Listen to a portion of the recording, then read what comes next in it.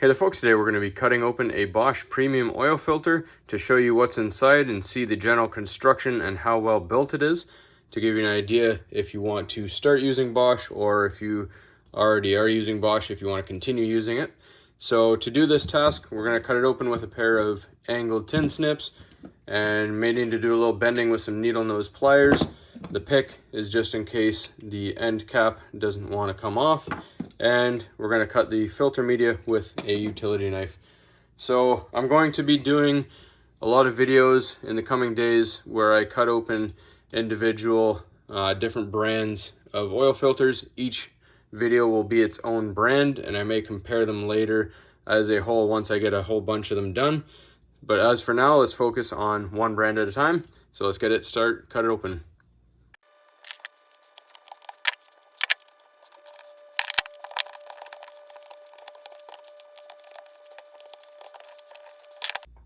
All right, so first things first, we have our rubber gasket.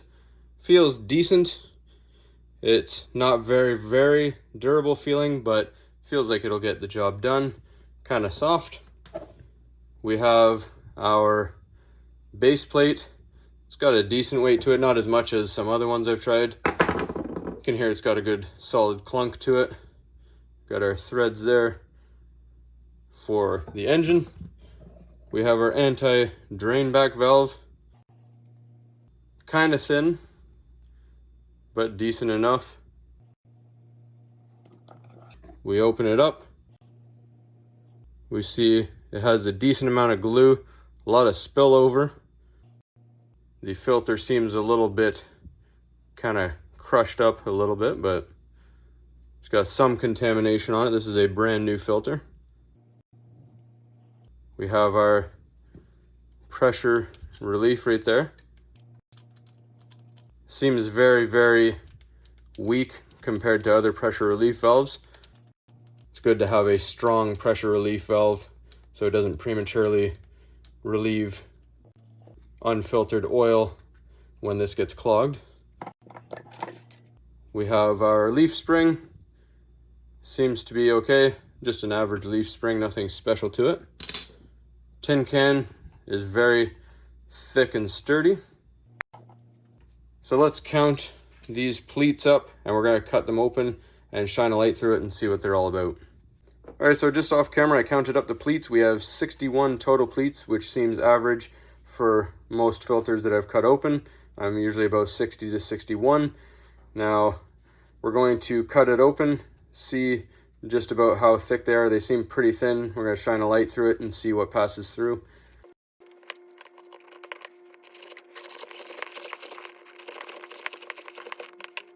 All right, so that end cap, the glue seemed to just pop right off.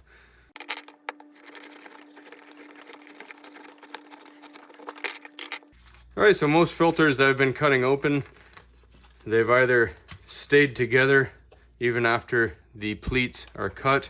Other ones have come slightly apart, but that didn't even hold together for the cutting process. So that glue may not be as strong as we want it to be. Let's take a look at the pleats here.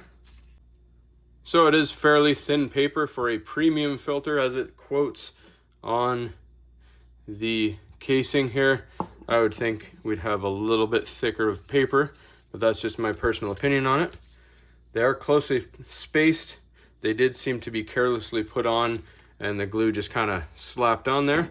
So let's just cut some of this open and take a little section of it and shine the light on it.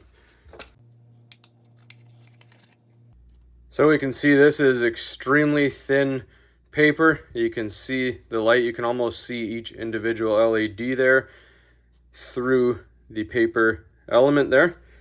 And we see it is fairly thin just by looking at it. So the fact that they call this a premium filter is a little bit concerning when you see other average filters that don't claim to be premium are a lot thicker element. That's the most important part. That's what filters out all the contaminants.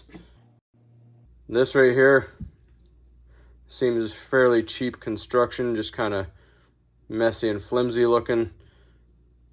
very small holes. Doesn't seem to be very high flow. But again, these are just all my opinions of the filter.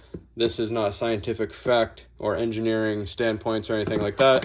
It's just to give you an idea. You see in the video what everything looks like, and you can make an opinion based on what you see here today. So hopefully you found all of this helpful. As always, everybody, please don't forget to like and subscribe, and stay tuned for the next brand of oil filter.